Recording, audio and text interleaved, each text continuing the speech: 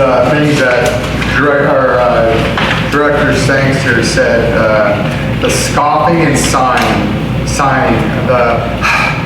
well, for the past few months, actually for almost a year now, I've been dealing with medical issues, which I've mentioned to you, I've mentioned to all of you. So I'm in constant pain for sitting for 4+ hours.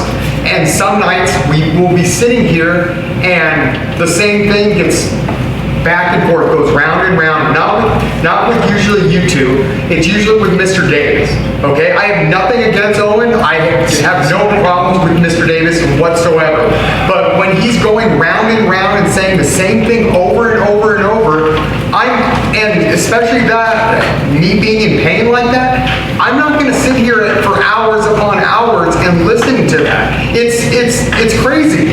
And then there's, I'm trying to sit here and listen, and then you say, if I don't agree on something, I throw a fit, or your exact words, or if I don't, what was it?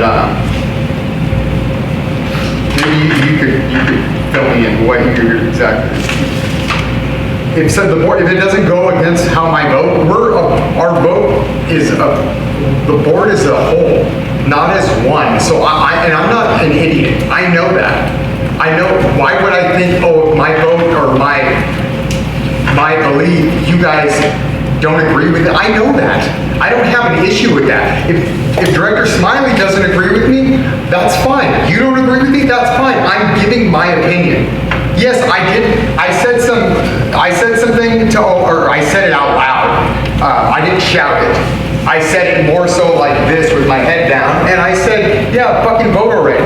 And sorry about the language, but that's what I said. And that is what I said. And because I got sick and tired of hearing it over and over and over again. I do apologize for saying that, but right after I said that, what did Mr. Davis say when you said he had nothing but respect? He said, F you. And you all heard it, because you guys all looked at him, and you even said Owen. So no, that's not cool. I didn't say anything towards him, I just said it. It wasn't about him. I didn't say F you, Owen, which he said F you to me. So I just find that odd. Yeah, I'll man up and I'll say I said what I said, but at the same time, I didn't say F you, Owen.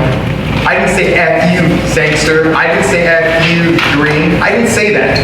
And I have enough respect, especially for my elders, not to say something like that to them. I may be a young man and I'm trying my best. I am really trying to learn about all this. Some of the stuff is just, the tantrums and the little fits and the little arguments. I mean, it's worse than my kids. It's ridiculous sometimes. I don't want to get looped into a group, and that's how it feels like I'm getting pushed into a group that you guys may not like. And I'm trying to stay neutral. So that's all I have to say. Thank you. In response to that, no one's pigeonholing anybody into a group. Again, we're all here to be objective. Right. And, it's... But I can say his exact words that he said. Just effing say yes, Owen. You didn't even hear me when I said it, because you said, oh, what was that? And then you had Director Green or Director Sangster, I don't remember which one, because I was already getting up and leaving at that point. You asked, what did they say? So you don't even know what was said. You're going off of what somebody else was said, because you guys thought it was Smiley. And as soon as I walked out the door, so as soon as I walked out the door and I was in the parking lot, all I hear is it's all your effing fault. It's all your fault. And I'm looking around going, what, I'm tempted to come back in here, but no, I'm not gonna, as much as I wanted to go in there and try to, negate the situation, nope, I'm out. I'm not gonna deal with this. And then what happened 2 weeks later, or not even 2 weeks later, about 4 days after that, I was at UCLA orthopedic oncologist removing tumors out of my leg. So thank you very much. So we certainly appreciate your medical condition and take that into consideration. To your point of listening to Owen, And everyone on the board and everyone in the public has an opportunity to speak and ask questions and clarifications on what it is that we're voting for. And if it's, But when you look at Owen, you go, oh wait, no, this is what we're talking about. Okay, I'm sorry. You know, when you do that more than once, on the same subject, so doesn't everyone deserve to understand what we're doing and is it not? But he switches to something else, but half the time it's about the lawyer. How do we get rid of the lawyer? That's what it is. That's what it is. So, but I don't need to say anything else. I appreciate it. Thank you, guys. Okay. So, again, the board can reject the request. They can ask for a formal resolution of censure to come forward, or they can ask for a lesser reprimand to come forward for consideration. And that would be admonishment or reprimand. Admonishment is more of a warning. Reprimand is a little bit more of a slap on the wrist, and the censure is a formal resolution that sits in the district's record permanently. What was the second? Reprimand? It's just referred to as a reprimand. That's a warning? The admonishment is more of a warning, like admonishing them not to do whatever it is they did again. And the reprimand is a determination that there was misconduct, but it doesn't rise to the level of a formal censure.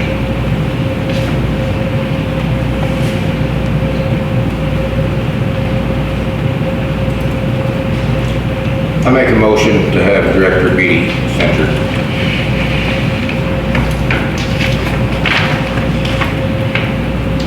We have a motion by Director Davis to censure Director Beatty. We have a second.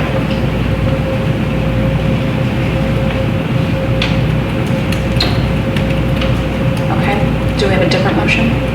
So that motion fails for lack of a second. Is there- I'll make a motion for an admonishment. Admonishment? So we have a motion by Director Green for admonishment. Is there a second for that? I'll second. Motion on the floor by Director Green to admonishment to Director Beatty, second by Director Sangster. We'll have a vote. Director Smiley? No. Director Davis? Yes. Director Green? Yes. Director Sangster? Yes. Passes 3-1-0 absent.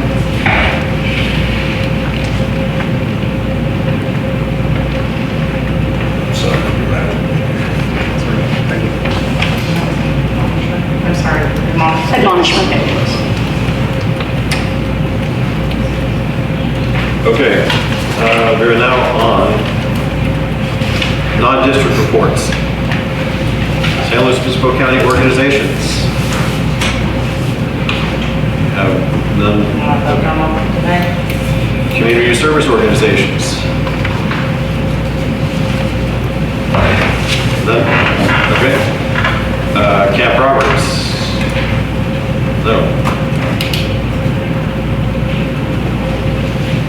Are we reaching out to any of them? Yeah, the Cape Baird is still their person, but she's having some medical issues, is what I've been told. Okay. Thank you. Reports, definitely comment. Yeah, that's right. Okay, we'll move on to staff and committee reports. General manager. I have a report as submitted. I don't have anything to add at the moment.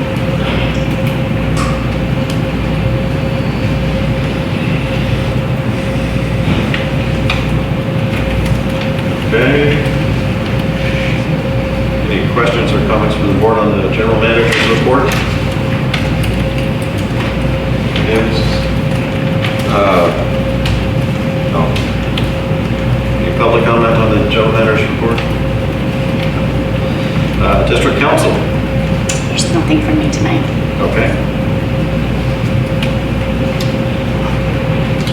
District utilities. I have my report. I have Nothing to add unless you have any questions. Board comments, questions on the director utilities report? Davis? No.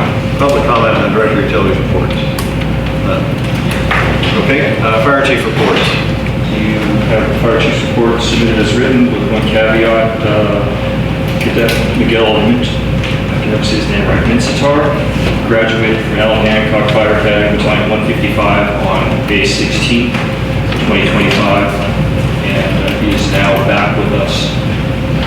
Happy to have that. Congratulations. Question related to fire chief's report. Do you have any idea when the temporary housing unit will be occupied? We were able to pull the Cat 6 cable in on Tuesday, so the sheriff is waiting for that cable to land so they can get tied into our server and they'll have wire-to-wire connection. And we will more than likely utilize the second cable that we pulled in for firefighters' computers, or we'll put a Wi-Fi router in that building for it. I think the majority of the items are in place. We still need a couple sundry items for firefighters to utilize on our off time, but it's ready. I have some locks that need to be installed still, combinations to make access so easier. So I would say within a couple of weeks, we should be, the sheriff should utilize it, and we're going to work on our staffing model, see when we're going to start utilizing it, but it's ready to go. Great, thank you. Couple items left to purchase still. Is that cable already installed in the fire station? There's a server rack in the fire station, and we had to run cable from the server rack through the fire station into the housing. We had an underground conduit in place. Thank you. Any other board comments or questions on the fire chief report? Any public comment on the fire chief report? All right. Move on to the consent calendar. The items listed below are scheduled for consideration as a group and one vote. Any director may request an item be withdrawn from the consent agenda to discuss or change the recommended course of action.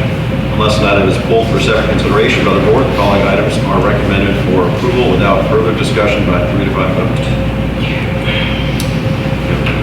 Draft minutes from the March 27, 25 meeting, and district statement of investment policy for fiscal year 2025-26.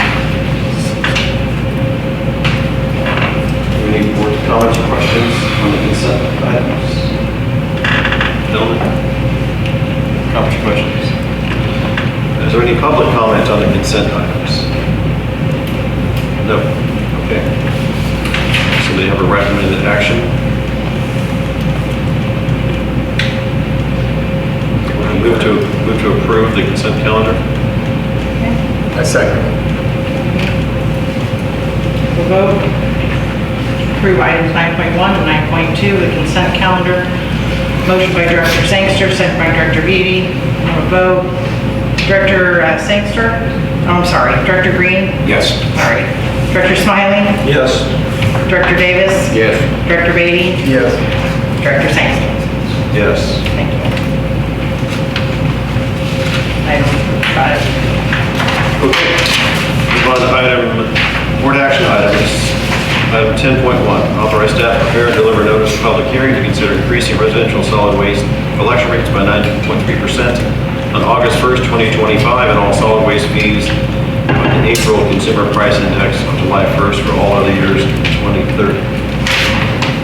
Pursuant to Proposition 218, Resolution 2025-17. The district received a request from San Miguel Garbage Company for a cost increase of 9.3% for all residential services for this coming fiscal year.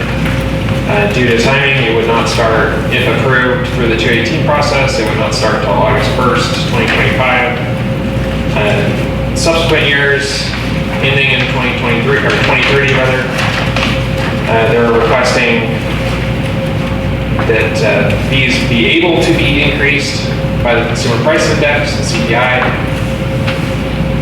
for each of those fiscal years. But those would not be automatic. They would have to request those from the board. However, processing it through the 218 now would mean that we don't have to do a 218 each year going forward. The request would come to the district each year. If they need that increase, they would be able to apply and request that the CPI increase for each year. It would be reviewed to ensure that it's not violating their contract, or the franchise agreement rather.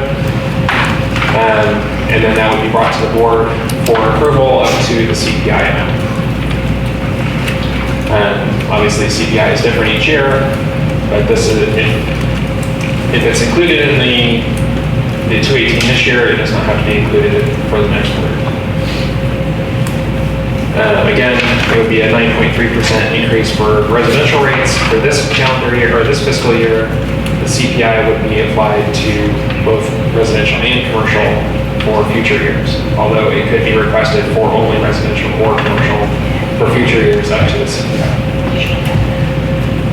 The Kardashians are here tonight if you have any questions. Otherwise, the request tonight is to authorize San Miguel Garbage in the district to send out notices to start the 218 process, which requires a minimum of 45 days. This would come back to the board in July at approximately 60 days with any protests received for a public hearing for the board to take action on approving that rate increase.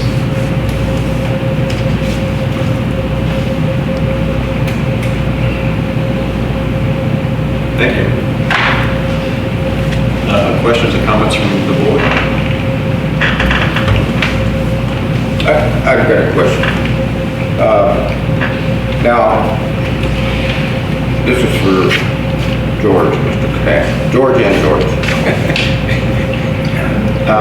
Anyway, will you send out the 218? In what month will the bill? Will you send? I imagine you'll send it out with a bill, right? Yeah, absolutely. So, Aaron Kardashian, San Miguel Garbage. Do I sign up for that? You don't need to say. Okay. Sure. So, yeah, it's the same process every year, or we try to go through the same process when there's a rate increase. When we send out the Prop 218, we send it with our mailer, usually, and it goes out to every single person that has solid waste service in the district. Okay. And it will go out June, provided you vote yes on this tonight, it will go out June 1st with the June 1st bill to give every person plenty of notice, let them know what's happening. Now, what do? They vote yes or no on it and send it back, or? No, you're gonna vote yes or no on it. There's no vote, there's a protest. The 218 is a way to allow all the constituents that have garbage service with us and with the district, through the district franchise, to be able to voice their opinion. So it takes a large majority of the 218 process to, well, I guess if you want to explain that, I guess. It's the same as the water rate increases. Yeah. So the district is actually the one that does the Prop 218. They are going to send the notice out with their bills, but it's the district that has to implement it. And so it will be the same exact process as when we did the water rate increases, where the notices go out, there's a public hearing, and the customers, the property owners and renters are able to submit protests if they don't want it to increase, and they'll need 50% plus one in order to overcome the increase. And where do the protests get made? To the To the district. district. So we will receive the protests written in advance or written at the public hearing. Just as we did with the water rate increase, the protests will be received up until the close of public hearing. Then they will be counted, if any, and if there is 50% plus one, then it fails and will have to be revoked. And if it doesn't fail, the board will vote to adopt a resolution implementing the increase. Director Snelling, do you have something? No, I just want to say that really that they do a great job. Their employees are polite, efficient. Even seen some extra garbage sitting out there and they just take it, throw it in. So they go beyond what they're called to do and appreciate it. I don't know if I'm allowed to say this, but Give Ed a raise out of this money. I should get that, yeah. I'll put that in our board minutes. He's top notch. Oh, yeah. As far as 218 goes, any protest would have to be a service customer of San Miguel Garbage. A owner of a property served Yeah. by San Miguel Garbage, or we also allow tenants Okay. of those properties. How many accounts do you have? In the district? Yeah. A little over 7. Okay. Not much different than water. Correct. Close. Okay. Any other board comment or questions? Yeah, I mean, I think we'll roll over there, and your boy, some of your guys worked for me 30 years ago. And they're still working for you. But anyway,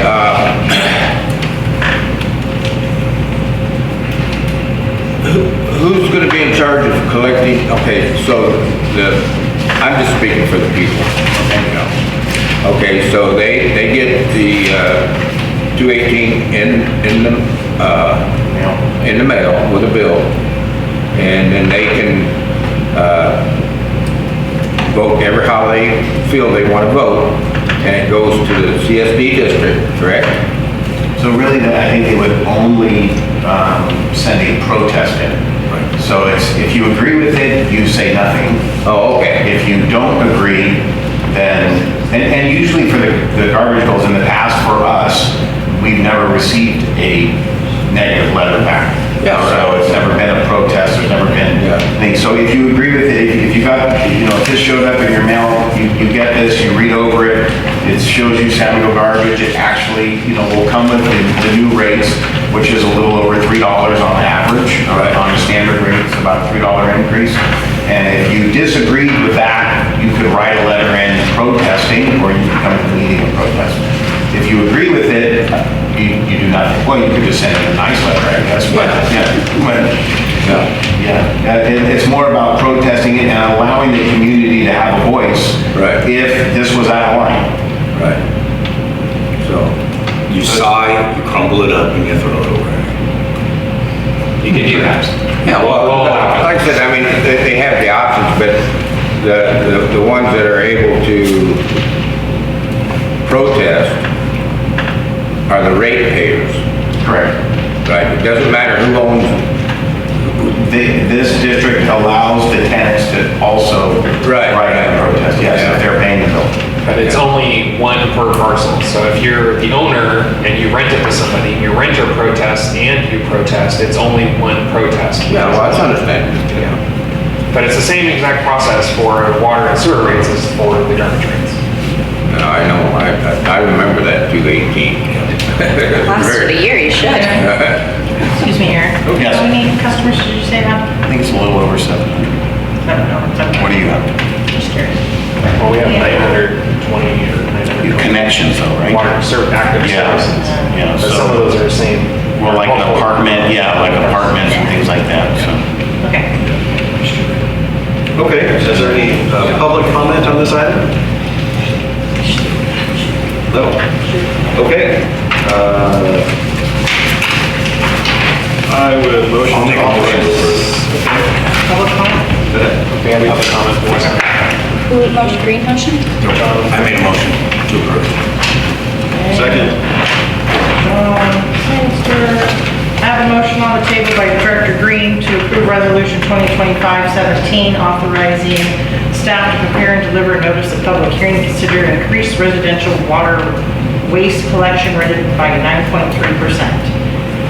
And by the April Consumer Price Index for July 1st for all other years ending until 2030. Seconded by Director Sangster. Have a vote. Director Beatty? Yes. Director Green? Yes. Director Davis? Yes. Director Smiley? Yes. Director Sangster? Yes. Passes 5-0, no absent. Thank you. Thank you. We're going to move on to item number 8, which is now item number 2, amendment to scope and fee existing contract between Forefront Power and San Miguel Community Service District and approval of consent of assignment to Green Skies Clean Energy LLC. So this item is a return Originally in November 2022, the district entered into a power purchase agreement with Forefront Power to construct the proposed 799 kilowatt photovoltaic solar array at the Machado wastewater treatment facility as part of the overall expansion project. Since then, on the district side, there's been considerable delays, mainly from financing, but also from planning. Those delays pushed us past the original projected start date for the photovoltaic solar system.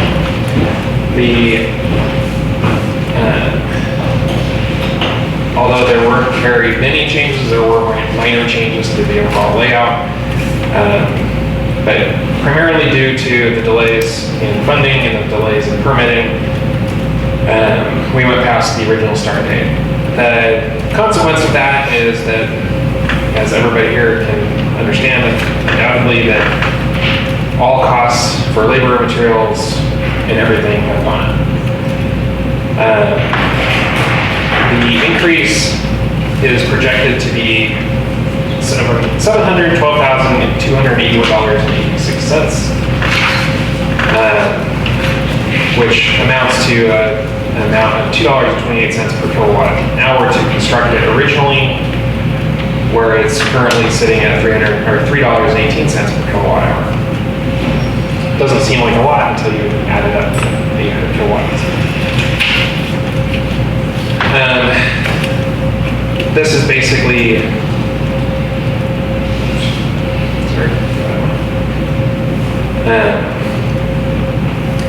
we had previously brought this to the board that included a $162,803 cost that was going to be imposed by PG&E as part of their construction cost. They are no longer charging that because of the combination of this permit, the permit to build this system, and the permit to increase the service to the wastewater treatment plant. So because of the two, the solar permit is no longer going to incur the $162,000, which will be a savings to the district. However, again, going back to the delays that were incurred, Forefront has a lot of projects in the same position. So in part, and in order to provide the best service possible, they're recommending or requesting that the account be assigned to Green Skies. That's what's called. Yeah, Green Skies Clean Energy. They will build and maintain the site on behalf of Forefront. So that in itself doesn't necessarily have a cost associated, but it is something that the board has to agree to, since the original contract was for Forefront to build and maintain the site. So again, the overall increase to the district is approximately $712,281.86 that would be amortized over the life of the project. That, in case, I'm not sure if you were on board at the time, John. So this was brought before. The overall 20-year saving, there is a 20-year savings overall of, I think originally closer to $2 to $3 million versus just straight purchasing from PG&E. As we've all experienced, PG&E has raised their rates through the roof. So even with this cost increase to the district, we're still going to realize $2 to $3 million closer. The projection is $2.993 million over the 20-year life of this. In savings. In savings. What's the $2,275,323? Where are you at? In the same sentence. Well, in the previous. So that was the initial projected savings, is 2.2. Okay. We're now looking at a savings of 2.9. Okay. But that's due to the projected increases of PG&E and the current experience feature. Right. Well, we got to pay for permits. So our cost per kilowatt hour is going from $0.1440 per kilowatt hour to 0.1836 kilowatt hour, or dollars per kilowatt hour. So it's not a huge change, but it is a change. Over 20 years. Is that a locked in? That's, yeah.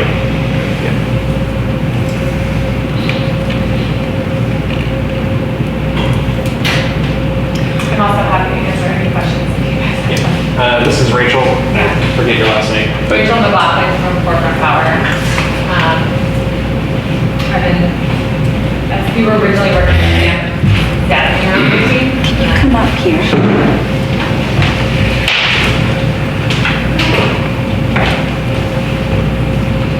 Yeah, happy to answer any questions.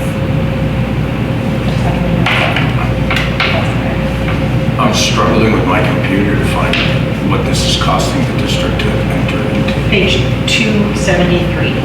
So it's a power purchase agreement, which means, or an energy services agreement, which means that Forefront Power pays for all of the development costs of the system, the construction costs, and then the long-term operations and maintenance and insurance. So there's no cost to the district other than paying a per kilowatt hour rate, which is similar to how you pay the utility, but instead of paying the utility, you pay Forefront Power. That rate is flat, so it's a flat agreement, which means as utility rates go up, you've got a hedge against those rising utility costs. And then one thing that you should know is that because of your planning and foresight in approving this project in end of 2022, we were able to achieve legacy status for this project under a policy called net energy metering. And that policy gives you greater compensation for any energy that you export to the grid. You're going to get greater compensation from the utility for that energy, and that is partially what's driving these savings. And there's a deadline, we have to get the project complete by a certain date in order to leverage that. The subsequent policy is called net billing tariff, and it is, I think, 50% less value than the current regime that you all are under, because you acted at the right time to secure this benefit for the district. So this is still under NEM2? Okay. And it seems to me there's this form of consent, so it's not really just assigning the contract or accepting it as in other terms. One, I would take exception to is having this governed by the laws of New York. We are in California, we're essentially a government agency in the state of California, so I would personally take exception to that. How would we be bound by the laws of New York when we are operating in California? That doesn't make a lot of sense.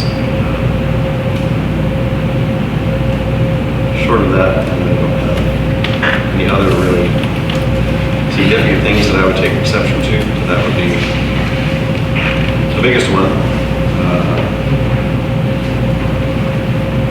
I think that's something we could change.